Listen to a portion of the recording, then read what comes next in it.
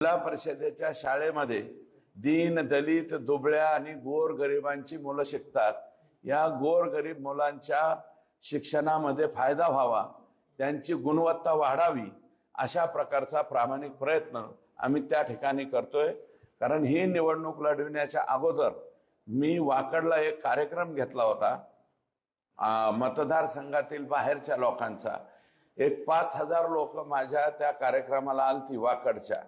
त्यातले जवळजवळ 2,000 लोक हे IT क्षेत्रातले आलते आणि मी त्यांना विचारलं तर त्यावेळेस त्यांनी मला सांगितलं की आम्ही 2001 ते 2005च्या बॅचचे इयत्ता पहिलीची मुलं आहोत।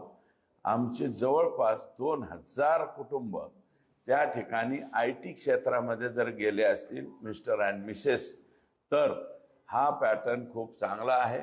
म्हणून शैक्षणिक धोरणाच्या नुसार राज्य सरकारचे, केंद्र सरकारचे जे बाकीचे आदेश असतील ते पाळून हा आमचा स्वतंत्र आष्टी मतदारसंघ पुरता जरेवाडी पॅटर्न आम्ही येत्या 13 तारखेपासून त्याचा शुभारंभ करतोय। म्हणून जिल्हा परिषदेतील शाळेतील सर्व मुलांची गुणवत्ता वाढेल हे अशा पद्धतीचं प्लॅनिंग आम्ही केलंय।